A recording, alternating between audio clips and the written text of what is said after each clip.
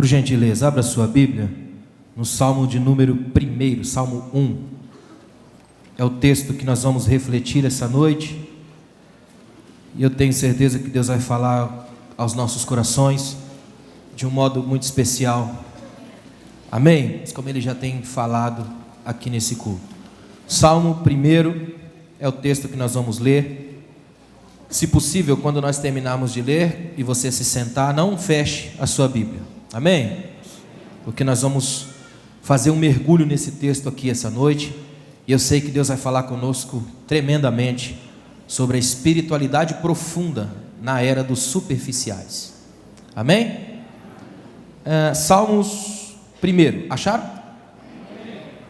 Diz assim a palavra de Deus: bem-aventurado aquele que não anda no conselho dos ímpios, não se detém no caminho dos pecadores, nem se assenta na roda dos zombadores. Pelo contrário, seu prazer está na lei do Senhor, e na sua lei medita dia e noite. Ele será como a árvore plantada junto às correntes de águas, que dá seu fruto no tempo certo e cuja folhagem não murcha. Tudo o que ele fizer prosperará. Não é assim com os ímpios. Eles são como a palha que o vento dispersa. Por isso os ímpios não prevalecerão no julgamento, nem os pecadores na assembleia dos justos. Porque o Senhor recompensa o caminho dos justos, mas o caminho dos ímpios traz destruição. Amém. Pode sentar.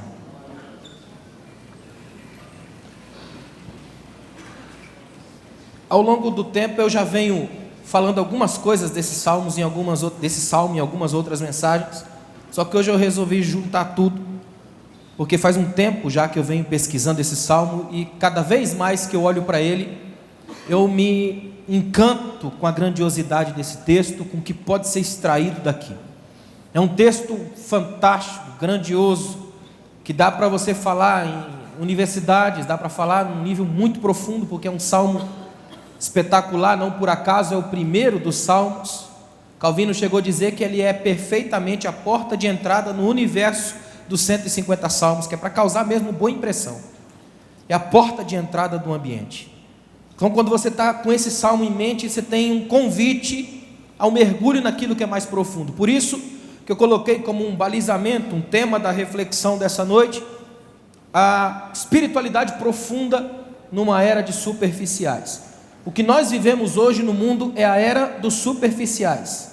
Nunca se viu gente tão rasa, conteúdos tão rasos, uma crise monstruosa de excelência, crise artística dentro e fora do Brasil e dentro e fora da igreja. A gente vive numa era assim terrivelmente escassa de coisas profundas. Para você ter uma noção, esses dias eu estava olhando no Face, que é o paraíso da superficialidade, e alguém colocou lá assim uma frase: o homem que ora é um verdadeiro homem de oração. O legal foram os comentários: forte, profundo, aquela mãozinha, tremendo. Eu fiquei pensando, se isso é forte, imagina Eclesiastes, né? Então nós estamos numa era de uma teologia Prozac. Por isso que nós temos um crescimento tão grande de depressivos no nosso meio. Por isso que nós temos um crescimento tão grande de gente gritando um monte de coisa sem comunicar sentido. Porque ainda há um medo de profundidade no nosso meio. E dá para entender, porque se a pessoa se afoga em águas rasas, como vai querer aprofundar? Por isso que é tão importante o que eu vou dizer aqui essa noite, à luz desse salmo. Por isso que eu pedi para você manter a sua Bíblia aberta, que eu quero entrar nesse texto. E o texto já começa com uma frase que é espetacular: bem-aventurado ou felizes. Uma frase que Jesus gostava tanto, que também abriu o Sermão do Monte com essas frases: bem-aventurados, felizes. E ele começa exaltando e extraindo a maior felicidade. Já abre os salmos com um convite à felicidade, que hoje, na era que nós vivemos, a era dos superficiais, ela acabou virando quase um desespero. As pessoas estão se matando para serem felizes, é um negócio esquisito. Então nós vivemos na era dos infelizes que se julgam felizes. Esse texto começa com bem-aventurado, felizes. Só que aí o texto faz uma coisa estranha, uma ruptura que só quem mergulha consegue entender. O texto diz assim, bem-aventurado aquele. As outras traduções diz o varão, é singular. Bem-aventurado aquele, o homem, o varão.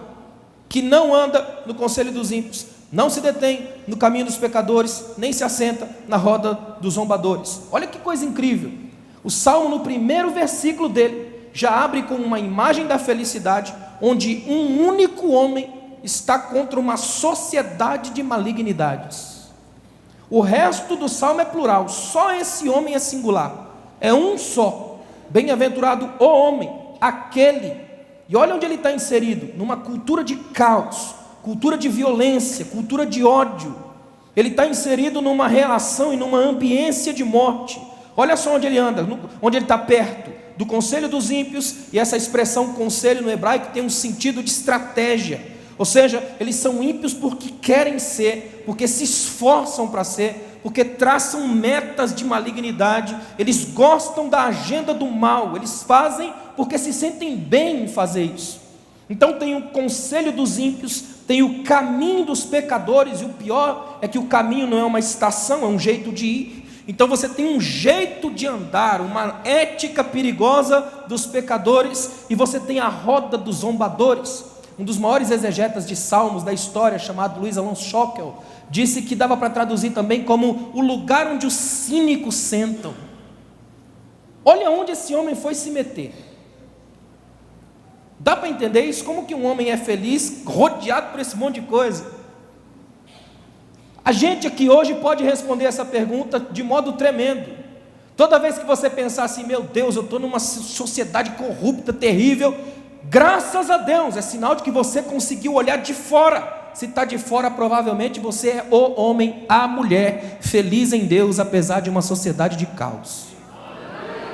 Conseguiu olhar de fora, conseguiu ver o panorama, conseguiu perceber que existe uma lógica de malignidade e que você não faz parte dela. Agora, fique profundamente preocupado quando você achar isso normal, porque aí você provavelmente faz parte dessa turma perigosa.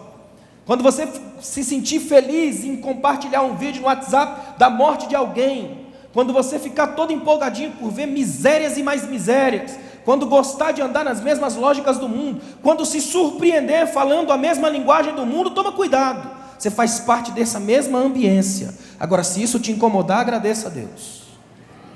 Você faz parte de quem é feliz dizendo não ao mundo. Interessante que esse homem aqui é feliz porque ele começa com uma tríplice negação. Dá uma olhada no texto, tríplice negação. Ele não anda no conselho dos ímpios, ou seja, ele se recusa a seguir a agenda do mal, ele se recusa a se vangloriar naquilo que é ruim. Segundo Paulo em 1 Coríntios 13, ele tem amor, porque o amor não se guia pelas lógicas do mal. Esse homem é feliz por causa disso, ele tem um conteúdo profundo, existencial, de modo que ele não se deixa guiar pelo caminho dos pecadores. A segunda negação dele é que ele não para ou não se detém no caminho dos pecadores, ele não quer andar nas mesmas trilhas, ou seja, ele não escuta os conselhos, não se deixa levar pelas estratégias dos ímpios, também não anda no caminho dos pecadores, não fica por ali, não para lá, e olha que interessante, não se assenta na roda dos escarnecedores ou dos zombadores. Ele faz uma coisa interessante, ó. Ele não anda, não para e não senta, porque vai que anda, resolve parar, gosta e fica, nunca mais sai dali. Sabe aquela coisa de eu só vou provar, isso aqui é o caminho das drogas, não, eu acho que eu vou só conversar, eu apenas faço parte, porque se eu não estiver junto, eu fico como uma pessoa estranha do ambiente. Se eu não ajudar a roubar lá, também eu fico como alguém de fora. Se meu nome não estiver na Lava Jato, como eu vou me sentir? Todo mundo é citado, eu também quero. É essa lógica aqui, ó. Ele não anda, não senta, não para. Sabe o que ele está fazendo? Eu me recuso a entender a minha vida pelas mesmas lentes que as pessoas do mundo olham. Ele está dizendo assim, ó, a partir da minha concepção de vida, porque o Espírito tem trabalhado em mim, eu me recuso a fazer parte da mesma história do mal. Quando olharem para o mundo vão ter que ver uma vírgula, essa vírgula pode ser imperceptível, mas sou eu fazendo diferença no meio do panorama do caos. Talvez você pense assim, irmão, mas pastor, se eu fizer tudo isso, eu não vou fazer diferença nenhuma no mundo. Pode até ser, mas você vai ser um canalha a menos. É bom, não é? Você vai ser um santo no meio da sujeira e da corrupção. É isso que Deus procura de nós. a capacidade que a gente tenha de poder olhar para o mundo e saber que aquilo que está em nós, o que se move em nós, os princípios que nos habitam, não são regidos pelo mundo. Em outras palavras, nós não nos apaixonamos pelo princípio que está no mundo, porque o mundo jaz no maligno. Nosso coração pertence a Deus, o nosso caminho é de Deus, a nossa vida é de Deus, a nossa história é de Deus. Tudo que a gente toca fica santo, porque nós somos santos. Então a nossa realidade vai ser alterada pelo nosso jeito de ser. Agora, quer ver uma coisa interessante? Olha o versículo 2. Interessante que até aqui no primeiro versículo tem felicidade, tem um homem que se recusa a andar nas trilhas do mal, tem todo um processo, todo um patamar. Só que de repente a coisa vira violentamente e diz assim, pelo contrário. Esse homem não é só negatividade, esse homem tem um positivo aqui extraordinário. Olha o que diz o texto, pelo contrário. Esse homem que negou um monte de coisa, que negou o conselho dos ímpios, que negou o caminho dos pecadores, que negou a roda dos escarnecedores, que negou a popularidade do sucesso fabricado, que negou a doença da felicidade comprada, o homem que negou a facilitação dos acessos, o homem que negou a politicagem, mandrake, fake, o homem que tem tudo para você falar, esse cara não vai vencer, ele tem um ponto de felicidade, olha aí, ele tem prazer. Seu prazer está na lei do Senhor, e na sua lei medita dia e noite. Nenhum dos ímpios tem prazer, mas ele tem. Nenhum dos ímpios é feliz, mas ele é. Olha que coisa interessante, do ponto de vista de Deus, a maioria não é quando você está com o povo, é quando está só você e Deus, mas está pela verdade. Essa é a verdade. Eu acho extraordinário isso aqui, esse homem, seu prazer, e a expressão aqui para prazer no hebraico, é a expressão da mais plena satisfação, uma parente do shalom, um termo de completude, plenitude de alma. É o homem que pode orar o Salmo 23, o Senhor é meu pastor, nada me faltará. Eu tenho a alegria plena de saber que eu não preciso estar na mídia, na moda, arrebentando, na prateleira de cima. Eu só preciso estar guardado na sombra do Altíssimo, oculto nas graças do Pai. É nesse lugar que eu preciso estar, porque esse lugar me completa, me faz viver. Qual foi a última vez que você agradeceu a Deus por ter o abraço do seu Pai? Qual foi a última vez que você agradeceu a Deus por ter a alegria de num domingo à noite estar aqui glorificando a Deus num culto feliz, saudável, bonito com a sua família? É motivo para você agradecer a Deus. Você é feliz sem precisar fazer parte dos carnavais do mundo. Sociedade da graça é a igreja. Olha que coisa interessante, ele diz assim, seu prazer está na lei do Senhor. Interessante que ele vai dizer assim, na sua lei ele medita dia e noite. A palavra lei aqui é Torá, instrução, Bíblia. Pesquisar, comer, é uma lembrança de Josué, fica lendo o livro da lei, medita nele dia e noite. A ideia do texto aqui é tão tremenda, é dizer assim, esse homem fez uma opção de manter-se sempre na palavra. Se for de dia, claridade e também o lado bom da vida, ele mantém a palavra. Se for de noite, a escuridão e a dimensão das trevas, quando a coisa fica ruim, quando o diagnóstico é de câncer, quando a família fica numa assustada, quando a falência se aproxima, aí esse homem mantém-se fiel no mesmo patamar. Ele não tem alterações de espírito de acordo com a emoção do momento. Se está bom ele adora, se está ruim ele adora, porque o prazer dele está na lei do Senhor, e nessa lei ele medita dia e noite. Ele não lê a lei, ele medita. A palavra meditar aqui é uma graça teológica abandonada pelo século 21. Meditação aqui também não é fazer posição de lótus, fechar o olho e fingir que chora. Isso é esoterismo barato. Meditação aqui é respirar em cada letra, é ler e ser lido pelo texto, é ver e ser visto pela Bíblia, é confrontar e confrontado ser por ela, é estabelecer-se a partir do que ela diz, é se recusar a viver pelas lógicas do mundo, a partir do que a palavra já colocou como balizamento da minha vida, é saber de uma vez por todas que eu perdi o dia se eu não estiver comendo dos manares tremendos da graça, mergulhando nas fontes inesgotáveis da palavra. Eu poderia pregar nessa igreja o ano inteiro sobre o Salmo 23 e teria mensagem. Martin Lloyd Jones pregou 10 anos na capela de Westminster sobre Romanos e morreu sem terminar. Você quer profundidade? Mergulhe na palavra. Quer ter o mais tremendo para a sua vida? Mergulhe na palavra. Quer a coisa mais apoteótica de todos os tempos do mistério de Deus? Vai para a palavra. Na palavra não falta nada e sobra tudo que você precisa para ser e para viver. Não é preciso fazer as mandingas dos superficiais. Esses dias eu vi uma cena, uma apóstola de uma igreja colocou um monte de pano no chão e começou a rodar em cima dos panos e orar, dizer que aqueles panos eram os mantos do sagrado mistério da oração profunda. Você paga R$100 por cada pedacinho daquele manto e recebe lá o mistério sagrado da oração profunda. Até os nomes. Todo dia alguém inventa uma coisa nova dessa. São os caçadores de novidades. Interessante que lá no Areópago em Atenas, a Bíblia diz em Atos 17 que aquele povo se reunia todos os dias para ouvir as novidades. Os caçadores de novidades são antigos. São aquele tipo de gente que vem para a igreja e fica sempre pensando: o que vai ter hoje? Qual que é o cardápio? É o estilo cliente, não crente. Confunde igreja com shopping, o pregador com o Silvio Santos de Deus, vendendo um Deus a la granel para você. Não é a sua igreja essa. Isso aqui não é um templo apenas como um shopping para vender quinquilharia da fé. Isso aqui é um lugar onde você se reúne com os seus irmãos para entender que a glória de Deus ainda muda vidas pela sua palavra.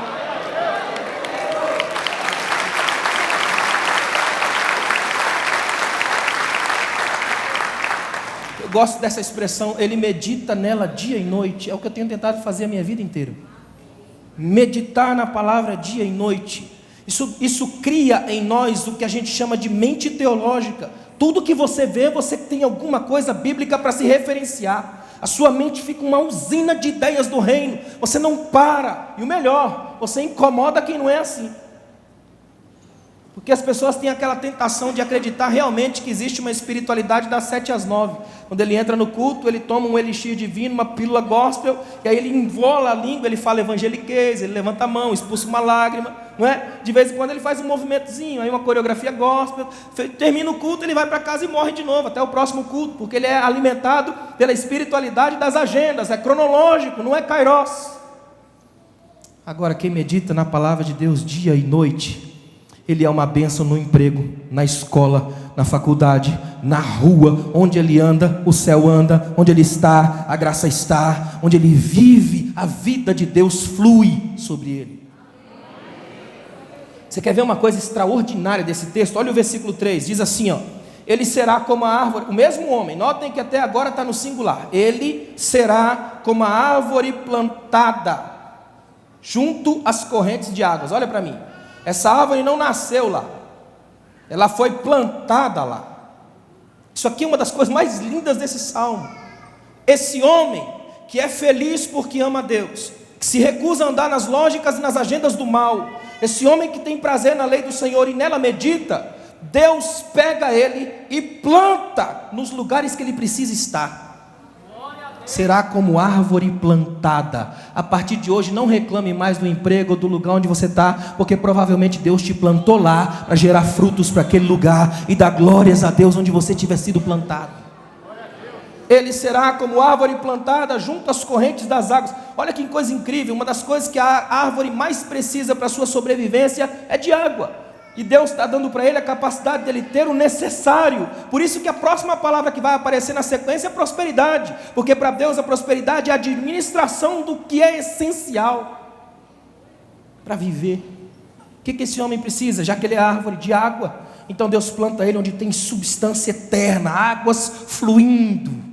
Isso aqui também é um contraponto com o próprio Israel, que Deus arranca da sequidão do Egito e planta na Canaã, onde mana leite e mel. O povo sabia do que estava sendo dito aqui, e nós precisamos saber isso aqui hoje. Deus nos colocou nessa cidade, porque Ele nos plantou como árvore desse lugar, para que na sequidão da doença moral, a igreja possa gerar frutos para a glória de Deus.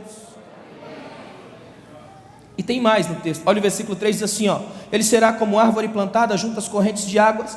Eu gosto demais dessa sequência de detalhes. Primeiro diz assim, ó, que dá seu fruto. Nunca tente dar o fruto que Deus não te plantou para dar. Você vai virar uma árvore de Natal, cheia de bolinhas que não nasceram ali. Não é? Tem muita gente com acessórios, mas sem frutos. Tem muita gente que parece, mas não é. Santo Agostinho escreveu que lamber o pão pintado não mata a fome de ninguém. Há muita gente que é apenas uma obra de arte pintada, bonita, sugere, mas não complementa. É gente que tem manchete, mas não tem notícia. É gente que tem rótulo, mas não tem conteúdo. Que goza da sombra e do fruto da videira, mas não está ligado ao caule da videira. Então não tem frutos, não tem vida. Ele dá seu fruto. Por que ele dá seu fruto? Porque ele tem onde pegar, ele bebe água, foi plantado por Deus. A lógica natural disso é que ele gere. Olha para mim, a lógica natural de quem está em Deus é geração de frutos. Se você não gera frutos, procure voltar o mais rápido possível para ser enxertado na videira, para estar perto da graça de Deus, porque é preciso, como cristãos, abrir a madre, gerar frutos. Tem crente que não lembra nem qual foi a última vez que ele falou de Jesus para alguém, ou que ele foi o canal de alguma família que tenha sido abençoada pela vida dele. Eu não sei como conseguem viver em paz. Alguém postou no Facebook, só Deus pode me julgar, e o indivíduo respondeu, e você não tem medo disso não? Eu estaria tremendo, né? Nós vivemos na era dos superficiais, e os superficiais não conseguem entender isso aqui, ó, dar frutos. Superficial é gente acostumada a comprar, não a dar. Superficial é gente acostumada a chegar no mercado da fé e possuir, não é acostumada a chegar e liberar graça. Sabe quem é o superficial? É a geração de consumidores do sagrado, que vem para o culto para encher a sacolinha vazia de promessa. O superficial é aquele que só vem para a vigília quando ele tem alguma coisa teleguiada na mente, então ele faz um jogo com Deus. Já quem dá fruto, em qualquer tempo, se Deus plantou ele, ele frutifica, e o fruto que ele dá é fruto para a geração da eternidade, porque ele está baseado na bênção e na graça de Deus. Olha que coisa interessante que ele diz aí, ó. Ele coloca assim, ó, no versículo 3: será plantada como árvore junto às correntes de águas, que dá seu fruto no tempo certo. Se tem uma coisa que Deus faz, é trabalhar com equilibrados. Deus não trabalha com os desequilibrados. Trabalha com gente equilibrada, gente sincera, honesta, que dá seu fruto no tempo certo. Os filósofos antigos diziam que na estação certa tudo é bom. Quem não sabe para onde vai, qualquer vento serve, qualquer caminho serve. Há muita gente desequilibrada, pegando um monte de pluralidade de caminhos e de coisas, todo dia. Tem gente que faz as viagens esotéricas da vida, todo dia está numa nova vibe, numa nova perspectiva, todo dia comendo uma filosofia nova, alguma coisa maluca, e não consegue viver, é espiritualidade drogada, não suporta o dia comum. Se tem uma coisa que eu acho tremenda em Jesus, é que Ele é o Deus de coisas comuns. Ele é um Deus que dorme no barco, Ele é um Deus que conversa com as pessoas, Ele é um Deus que para de pregar para segurar a criança no colo, é um Deus que está tão comum para Ele fazer um milagre que Ele anda em cima das águas como quem estivesse andando na rua. Ele é um Deus de coisas comuns, Ele é um Deus que viveu de coisas emprestadas. Jesus pegou barco emprestado, carro emprestado, casa emprestada. Jesus pegou coisas emprestadas a vida inteira, até túmulo Ele pegou emprestado, Ele foi o único que devolveu.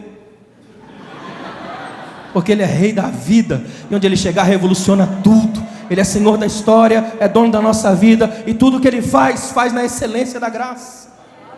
Tem nada mais tremendo do que entender esse lado tão poderoso de Jesus. Tempo certo, equilíbrio. E aí Ele diz assim, ó: a sua folhagem não murcha. Isso aqui é o único ponto não natural na cena, porque não é natural da árvore que a folha não murche. O que está dizendo é que o possível será feito, e o impossível Deus fará, porque quem plantou ele lá foi Deus. Então o que Deus planta, Ele cuida. As folhas não vão murchar. Se você está atento ao culto, prestando o culto ao invés de assistir, você percebeu que o pastor Rondon, quando foi ler aqui os nomes das pessoas, ele leu o texto de Jeremias, que muito provavelmente foi inspirado em Jeremias a partir da leitura desse salmo, quando Jeremias fala do indivíduo plantado junto às... Lembra disso? Quem estava acordado, lembra? 3 lembra? É importantíssimo entender essa verdade aqui, ó. Olha o que esse texto está dizendo para mim e para você. Quando há uma ação genuína de Deus, Ele se responsabiliza pelo que faz. Deus não é um menino, uma criança inconstante. Se Ele faz, Ele se estabelece. Se Ele cumpre, se Ele promete, Ele cumpre. O que Ele faz é bem feito. Se Ele plantar, você dá fruto, a sua folha não murcha, você não morre onde Deus te planta. E se morrer, morre para a glória dEle, porque tudo redunda para Ele, dEle, por Ele e para Ele são todas as coisas. Interessante que a última frase do versículo 3 diz assim, ó: tudo quanto Ele fizer prosperará. É que os crentes só ficam nessa frase, esquece do resto. Interessante que não é Deus que está fazendo ele prosperar, no sentido de dar um monte de coisa para ele. Está dizendo que Ele vai fazendo, e enquanto faz, prospera. Tudo que Ele fizer prosperará. Existe aqui um trabalho dele. Ou seja, Deus não faz com que o indivíduo seja um playboy da fé, que fica apenas aqui estalando os dedos, assobiando metade de uma música e prosperando todos os dias. De vez em quando ameaça quebrar, ele corre para a igreja e Deus resolve o problema, como se Deus fosse apenas uma espécie de mágico a tiracolo, um Deus pequeno que ele usa, liga e desliga quando quer, um power divino. É diferente, irmão. É um Deus que trabalha com quem trabalha. Meu pai trabalha e eu trabalho até agora. É um Deus capaz de mostrar para mim e para você que a genuína prosperidade não é o quanto eu acumulo, porque quanto mais eu acumulo, mais difícil fica andar. É o quanto eu consigo ter, abrir mão para abraçar qualquer um que Deus colocar na história da minha vida.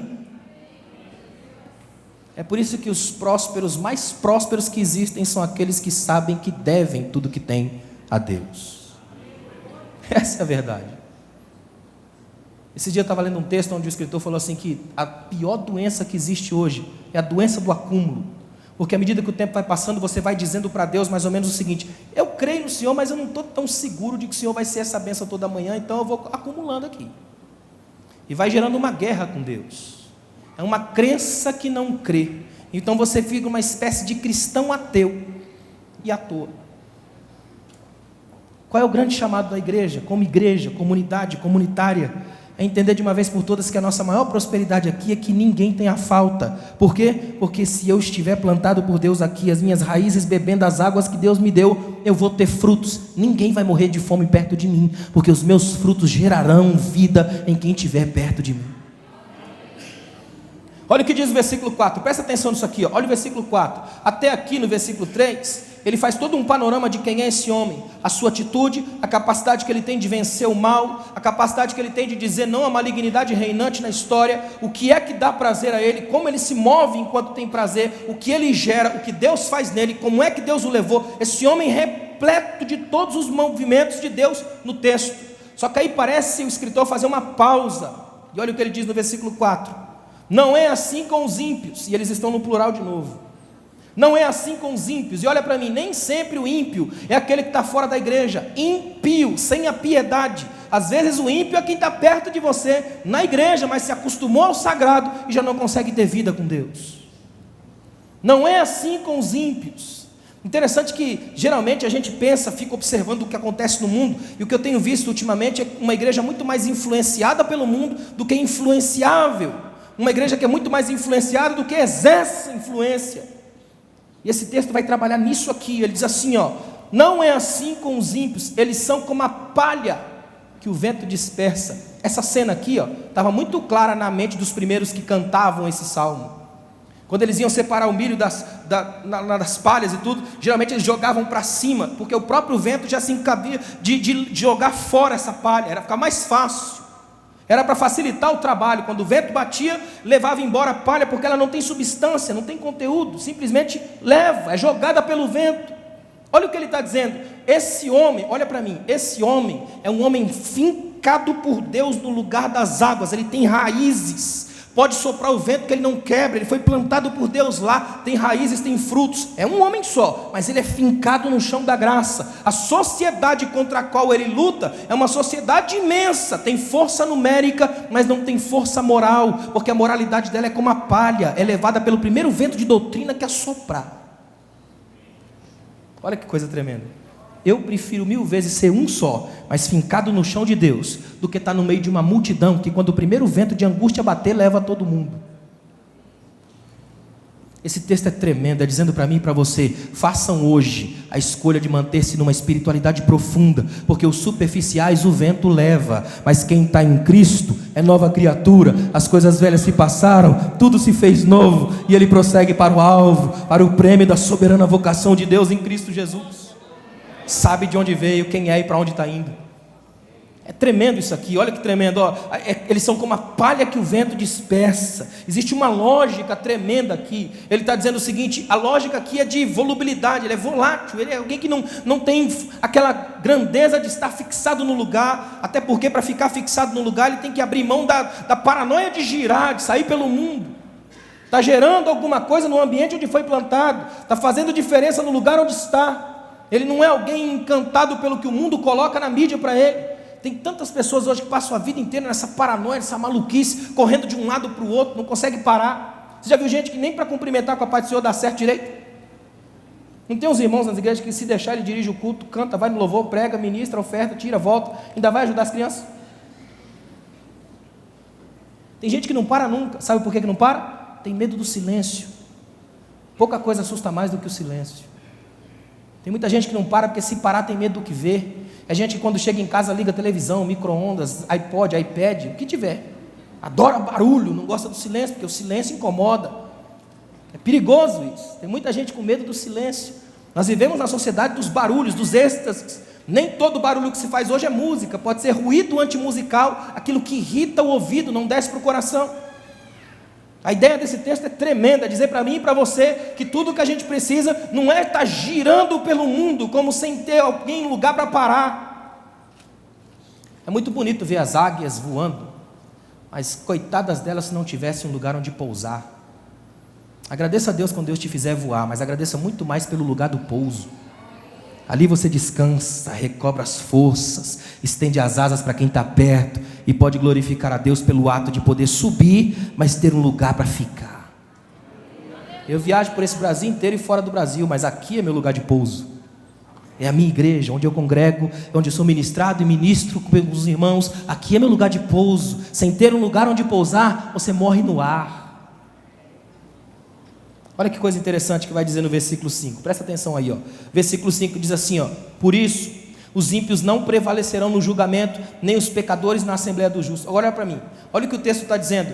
Esses homens, esses ímpios, que levam a vida ao Deus dará de qualquer jeito, simplesmente empurrando com a barriga, não percebem que há uma linearidade lógica na história, e de que essa história tem começo, tem processo e tem final, e que nos aguarda no final um julgamento. O texto está dizendo para mim e para você, para andarmos a nossa vida à luz de um horizonte escatológico de que Jesus virá, e de que esse julgamento estará um dia implacável, e não é o que eu acho que faço, é o que Deus diz que eu sou. Uma sociedade inteira que não consegue andar, que não sabe para onde vai, jogado pela lógica do vento, não tem onde pousar, morre sozinha e não prevalece. Eu gosto dessa expressão aqui, ó, não prevalecerão. Sabe o que significa no original? Eles não vão ter uma história para contar. Olha que coisa tremenda, não vai ter uma história para contar. Lá, eu me lembro, eu estava em Londres, e eu fui lá visitar o túmulo do Charles Spurgeon. Eu comecei a dar uma volta naquele cemitério, assim macabro, parecia um negócio de filme, me senti num conto de Edgar Allan Poe. Estava meio úmido, assim, cinza, aqueles corvos. Eu falei, Jesus amado. E a gente andando, umas tumbas meio tortas, um negócio esquisito, ninguém cuida direito. E eu comecei a observar os nomes. E eu falei, olha que coisa impressionante, nomes e datas. Cemitério tem isso. As datas não respeitam uma lógica. Ninguém, não tem todo mundo ali, porque todo mundo morreu de velho. Tem crianças, adolescentes, gente com nomes extraordinários, gente que você não sabe nem quem é. Literalmente todo mundo visitando o túmulo de Charles Haddon Spurgeon, o príncipe dos pregadores. Do lado tinha um homem lá que eu nem quis saber quem é, porque não faz diferença para mim. Qual é a história que você vai contar? Mário de Andrade escreveu, sabe o que é morrer? É no futuro alguém ler o seu nome num papel e perguntar, quem foi? É a morte da memória. É você passar pela vida, mas não viver. É você não escrever a própria história. É ser refém da criatividade duvidosa dos outros. É só subir no palco da própria vida quando a cortina já for fechar. É você cometer o pecado de desperdiçar a vida. Lenine canta que a vida é tão rara, e é verdade. E as pessoas desperdiçam o dom de viver. Passam pela vida, mas não vivem. Ficam amontoando dias, catando feriados na vida. Se sepultam toda noite no túmulo de lençóis. Não tem um projeto, fica desesperado quando apaga a luz no domingo à noite, porque sabe que a segunda-feira é implacável e ela vem. E é o dia mundial do tédio cristão. Costuma apagar fogo de congresso. Meu chamado para você é fazer de amanhã a segunda-feira mais tremenda da sua vida, onde você vai saber que está entrando numa sociedade de sujos, corruptos e ímpios, mas você permanece com as raízes nas águas da graça, seus frutos permanecem fiéis, porque você permanece debaixo da graça do seu Senhor, o seu pastor, o Pai da sua alma, o dono da sua vida, o Senhor dos seus dias. Não sei se você percebeu, mas nesse versículo 5 tem uma inversão tremenda. Olha que coisa tremenda no final do versículo 5. Lembra que até aqui eu te falei que é um homem só? Lembra disso? Agora olha o que acontece no finalzinho do versículo 5. Os pecadores não prevalecerão na assembleia dos justos. É plural, multiplicou, irmãos. Olha que bênção. Porque tudo que Deus põe a mão prospera. Ele começa só um contra uma sociedade, mas o exemplo arrasta, e começam a vir mais gente. Ele foi dando fruto, foi surgindo mais gente, e agora, graças a Deus, onde só tinha um, tem uma sociedade de justos. É isso que a gente está fazendo aqui hoje, ó. Numa sociedade de ímpios, a gente permanece como uma comunidade dos justos, homens e mulheres que Deus foi plantando na história, e a gente chegou até aqui. O salmo começa com um, mas não termina com um. Termina com a vitória de todos, porque a comunidade cristã só tem vitória quando todos vencem juntos. É comunidade. O nome disso aqui é unidade. Eu e o Pai somos um. A verdadeira unidade da igreja não é quando um só vence, é quando um só luta, mas consegue dar frutos e todo mundo vence para a glória de Deus na sociedade dos derrotados. Profundidade na sociedade dos superficiais. Não é tremendo isso? Você saber que você está fazendo parte de um grupo de pessoas que começou pelos heróis da resistência, foi um só, brigando contra tudo e contra todos, armado contra o século. No século dos depressivos ele resolveu permanecer bem-aventurado e feliz. No século dos corruptos ele permaneceu justo. No século daqueles que passam os outros para trás, ele permaneceu como alguém que facilita trajetórias. No século dos casamentos destruídos, o dele permanece. No século dos filhos abandonados, o dele tem amor de pai, mãe e presença constante. Ele é só um, mas ele deixa um exemplo, e esse exemplo arrasta, e a sociedade começa a ver que isso faz brilhar os olhos, e aí pergunta: como você conseguiu isso? E você responde: crê no Senhor Jesus Cristo, e será salvo tu e a tua casa. Você será plantado e vai dar frutos. Essa é a comunidade dos justos. Interessante que justo aqui não é o sentido de perfeito, é o sentido de gente que sabe que poderia falhar, e aliás falha, mas tem a alegria de poder chegar e dizer para Deus: Senhor, eu me arrependo dos meus pecados hoje, e eu sei que eu sou falho, mas a tua graça sobre mim é que faz com que as minhas folhas não murchem. Tomara que você saia daqui essa noite com essa certeza no seu coração. Não é o que a mídia impõe como padrão que a gente tem que fazer. A era dos superficiais ainda acontece cada coisa mirabolante, absurda. Por exemplo, nós estamos em pleno século 21 e ainda tem gente botando copo de água em cima da televisão. Queria ver como é que faz para colocar em cima dessas televisões de LED. Já é um milagre, né? Pleno século 21 ainda tem gente fazendo a chamada metalinguagem da fé. O indivíduo faz um negocinho aqui que é para sentir como se fosse um totem, um ícone que você toca para chegar mais perto da divindade. Mente idólatra, atitude idólatra. Eu quero deixar uma coisa muito clara a você à luz da Bíblia aqui hoje. O sacrifício de Jesus para você foi perfeito e completo. Você não precisa de mandingas, não precisa de dar um jeito. Tudo o que você precisa é de um coração reto e sincero, que se arrependa e chegue até Ele, e o mais Ele fará. Descanse na graça de Deus, porque a graça de Deus é que te faz viver, é a graça de Deus que te faz ser quem você é a graça de Deus que te abraça, é a graça que te põe de pé. Pela graça sois salvos, e isso não vem de vós, é dom de Deus. Você não precisa mais de um chicote de corda, nem que seja a própria língua, que tem gente que usa. Você não precisa mais criar um monte de coisas. O que você precisa é aprofundar as suas raízes nos rios de Deus. Quer ver como termina o Salmo? Olha o versículo 6. Porque o Senhor recompensa o caminho dos justos. Lembra que lá em cima tem um caminho? Só que é um caminho de pecadores. Agora tem um caminho de justos. Eu acho tremendo isso aqui, ó. Ele está dizendo assim, ó: por causa de um homem foi aberta uma rota de escape para quem está fugindo do caos. Lá em cima só tinha um caminho, e esse homem se negou a andar por ele. Obviamente ele vai ter que achar outro, e o caminho dele vai ser aberto por ele mesmo, e outros vão seguir a pegada. É o caminho dos justos. Olha o que o texto está dizendo: quando todo mundo bate o pé e diz que não pode ser, só o justo enxerga o amanhã e projeta a vida, e porque o chão dele é um chão da verdade, quem caminha nela encontra a vida. Então esse caminho é um caminho alternativo para aquele que não quer ficar debaixo do caos do mundo de hoje. Traduzindo uma linguagem mais simples: se na rua da sua casa só tem quebra-pau todo dia, sua casa tem que ser uma embaixada da paz. É o outro caminho. Eu costumo dizer que o milagre é a quebra de um automatismo. Num lugar onde todo mundo se esgana, só você abraça, você é o milagre. Quebrou o automatismo do mal. Se lá na empresa onde você está todo mundo ganha um por fora, você não. Porque você vai abrir o caminho da graça, o caminho dos justos, o caminho dos verdadeiros. Está dando para entender? Olha que interessante, diz assim, ó: o Senhor recompensa o caminho dos justos, Mas o caminho dos ímpios traz destruição. Eu gosto muito dessa expressão no final, porque se você for analisar ela a fundo, a ideia aqui é muito forte. Ele está dizendo assim, ó, o caminho dos justos é recompensa de Deus, ou seja, Deus dá a eles um caminho, obviamente uma direção, e tudo que Deus dá para ele é certeza de sucesso e de vitória garantida. Mas o dos ímpios leva ou traz destruição, ou seja, a lógica do salmista é dizer, o justo, que começou lá em cima brigando contra todos os ímpios, é o único que vai terminar com um ponto de chegada, porque os ímpios que começaram achando que mandavam no mundo, não vão conseguir chegar a lugar algum, porque o caminho deles é destruição.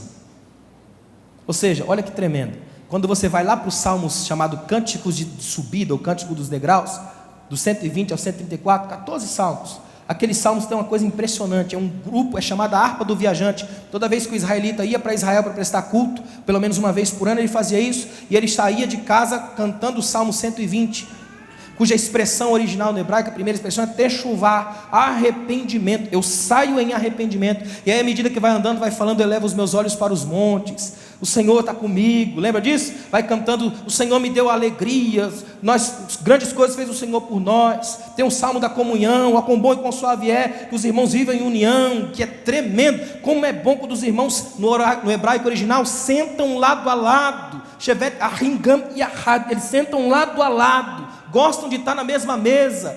Aí o último salmo, 134, fecha com uma espécie de rima judaica. O primeiro é techuvá, arrependimento. O último é beracá, bênção. Olha que tremendo. É a mesma coisa que acontece no primeiro versículo do Salmo 1 até o último. Ele começa no primeiro em arrependimento, não andando no caminho dos pecadores. Termina feliz no caminho dos justos. Começa com techuvá, arrependimento. Termina com beracá, bênção. A mesma coisa nos salmos de peregrinação. Eles saem em arrependimento. Quando chegam em Israel, chegam na bênção. Olha a lógica para mim e para você. Bênção não é uma coisa que você sai catando pela vida, é o final do processo, é você saber que saiu de casa em arrependimento, veio no caminho louvando a Deus, chegou aqui, prestou culto e vai sair daqui a bênção de Deus, para voltar para casa com o bênção da graça. O arrependimento te trouxe, a bênção você é e leva. Esse é o seu caminho, esse é o caminho de quem anda com Deus. Esse é o caminho de quem tem coragem de viver para a glória de Deus, de quem rompe os padrões, os paradigmas do mundo, de quem se afirma na graça de Deus, de quem sabe que não existe nada mais extraordinário do que fazer a opção mais profunda da sua vida, que é nivelar-se sempre pela palavra. Isso é uma das coisas mais difíceis que tem, mas é uma das coisas mais lindas que existem. Eu estava lendo esses dias uma história de uma professora cristã, talvez já tenha contado aqui, mas é bom te relembrar. Ela tinha uma aluna na sala que detestava ela pelo fato dela ser cristã. E é sempre assim, sempre incomoda. E essa aluna um dia chega em casa assim profundamente maquiavélica, e ela pega uma caixa de sapato, põe um gato morto dentro da caixa, põe um pouquinho de lama, aí fecha a caixa, faz um papel de presente, um lacinho, e manda pelo correio para a professora. A professora está em casa, de repente ela ouve, encomenda, ela vai lá, pega aquele presentão grande assim, pesado. Eu não sei você, mas eu, irmão, presentão pesado, já estou alegre antes de abrir, né? Aqueles pequenininhos a gente abre depois, né? E ela pega aquele presentão assim, entra para dentro de casa e fala para o marido: olha, meu amor, que bênção, essa menina me odeia, eu não sei porquê, nunca fiz nada por ela, mas eu tenho orado por ela, para Deus quebrar esse gelo no coração dela, essa barreira entre mim e ela, e eu acho que está funcionando aqui, ó. Ela mandou um presente para mim, olha o nome dela aqui, remetente, mandou um presentão, me ajuda aqui, colocou em cima da mesa, e naquela adrenalina, já foi logo rasgando o pacote, no que ela levanta a tampa. Imagina, Deus só trabalha com honestos. Ninguém aqui recebendo um presente desse, levanta a mão para o céu e glorifica. Você fica irado. Se tem uma coisa tremenda na Bíblia, é que as melhores orações de crente são orações de crente irado. Quando você estiver nervoso, vai orar. Guarda isso no seu coração. Quando você estiver nervoso, vai orar. Eu vou fazer aquele negócio de pregador. Fala para o seu irmão, quando você estiver nervoso, vai orar. Aí, agora eu mandei uma de pregador. Tá vendo? Eu também sei. É a melhor coisa do mundo. As melhores orações da Bíblia são orações de gente furiosa. Sabe por quê? Porque no altar, o único lugar onde a sua fúria pode ser derramada. Porque aqui Deus absorve, transforma, devolve em perdão e te faz viver. Aquela professora vai para dentro do quarto injuriada com Deus. E se tem uma coisa legal de você orar nervoso, é que não dá tempo de fingir com coisa de crente. Você não fecha o olho, não faz caras e bocas golpes, sinal da cruz, nada. Você só sai jogando. É a alma falando. É ou não é? Quem já orou nervoso sabe o que eu estou falando. Já estou vendo as carinhas amarelas aí. É ou não é? Agora, quer ver? Olha que coisa tremenda. Ela começa a gritar no quarto, literalmente, esbravejar. Ela olha para cima e fala: Deus, o que foi que eu fiz para essa menina? Olha o que essa menina aprontou comigo. Olha a caixa que ela me mandou. O senhor está vendo isso aqui? Só que enquanto ela está brigando com Deus, ela vê em cima do guarda-roupa uma caixa maior do que a menina mandou. Aí começa a diferença do justo. Ela vai lá, pega aquela caixa, coloca em cima da mesa, começa a estudar a caixa. Chama o marido e fala: cadê aquele meu perfume, o melhor que eu tenho? Pega o perfume, perfuma toda a extremidade da caixa, a tampa da caixa. Pega, compra um buquê de rosas, coloca dentro. Põe uma Bíblia, escreve um bilhete, coloca lá dentro também, fecha, papel de presente, faz um lacinho e devolve pelo correio. Agora a situação é violentamente oposta. Quem recebe uma caixa e maior é a menina. Aí eu pergunto a você, sendo a garota, sabendo que você enviou, recebendo uma caixa maior daquela mesma pessoa, você abriria essa caixa? Abriria. A curiosidade é companheira do ser humano desde o Éden. Curiosidade é uma força motriz que te leva a fazer bobagem. Sabe qual é o problema da curiosidade? É que ela é o rompimento inesperado de uma expectativa. Quer ver uma coisa? Você fala para uma criança: não põe o dedo na tomada que dá choque. Quando você vira, a mente dela produz a pergunta: o que é choque? Ela não sabe o que é, agora está na iminência de descobrir. Não há força mais poderosa do que essa. Então ela vai lá, põe o dedo na tomada, volta com cara de oprimida, nunca mais peca. É ou não é? Agora faz jus uma coisa a outra. Então olha que incrível, essa menina está com aquela caixa na mão, a caixa chega pesada, ela põe em cima da mesa e fica naquela dúvida: e agora, abro ou não abro? Vai ter um cachorro, a caixa é maior? Pecador só age com base nele, o que ele dá ele espera. Então de longe ela começa a tirar só a tampa, ela pensa assim: ó, eu vou afastar a tampa, se o cheiro for ruim eu nem abro. Só que no que ela afasta a tampa, o cheiro é bom, e aí muda tudo, porque é lei fundamental da verdade, filosofia mais profunda. Aquilo que é ruim não pode exalar nada bom, porque o cheiro corresponde à essência. Então ela abre aquela tampa, vê aquele coisa, começa a observar, tira aquele buquê de rosas, tira aquela Bíblia, sente o perfume, começa uma revolução fisiológica chamada adrenalina, a circulação do sangue numa velocidade tão grande que você tem uma leve perda de memória, aí esquece tudo que estudou para a prova, é ou não é? De repente ela está ali sentindo aquele cheiro, aquela adrenalina do movimento. Aí ela olha no fundo da caixa, tem um bilhete. Ela pega o bilhete, sabe o que está escrito? Cada um dá aquilo que tem. Os ímpios só dão a miséria, a podridão, mas você tem o bom perfume de Cristo, a mente de Cristo, a graça de Cristo, e foi chamado para encher a história pela graça de Deus. Faça a diferença, molde vidas, gere para a glória de Deus. Fica de pé, por favor.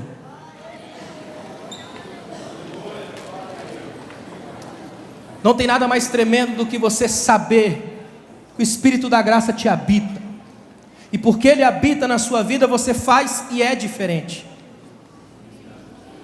Essa é a nossa chamada aqui essa noite.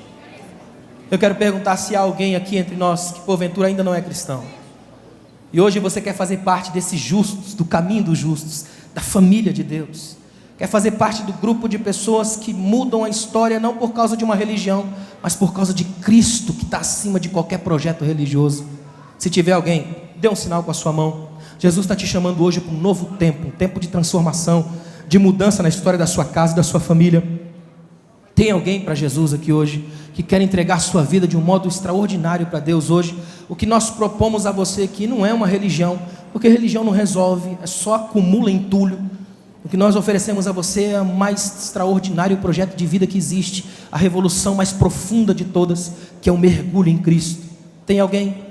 Se tem alguém, faça um sinal com a sua mão. Jesus está te chamando hoje para um novo tempo, o tempo da mudança radical da sua vida e da sua história. Quem sabe você está aí afastado há muito tempo da igreja, dos caminhos do Senhor. Hoje pode ser o dia de você voltar correndo para Jesus e dizer: Senhor, obrigado, porque o Senhor nunca desistiu de mim, da minha vida, da minha família, da minha história. Não tem? Feche os seus olhos, eu quero orar com você. Se possível, coloca a mão no seu coração. É só um símbolo, é só para a gente dizer: Senhor, obrigado, porque eu posso ser só um, mas eu sei que eu estou firmado na rocha plantado nas margens mais tremendas, perto das águas profundas. Obrigado, Deus. Obrigado, Senhor, por essa noite. Obrigado, Pai, pela igreja. Obrigado por cada família que está aqui. Ó Espírito Santo, a Tua palavra aqui ministrada pode gerar frutos tremendos na eternidade, na vida de cada um, Pai. Que a gente saia daqui hoje para fazer diferença nessa sociedade corrompida. Uma igreja saudável para uma geração doente. Uma igreja capaz de plantar, Senhor, as mais tremendas verdades da fé no coração duro dessa geração. Obrigado, Pai, porque a partir de hoje essa palavra germinará e gerará, Senhor, esperança. Em nome de Jesus eu te agradeço, Pai. Amém. Obrigado, pastor.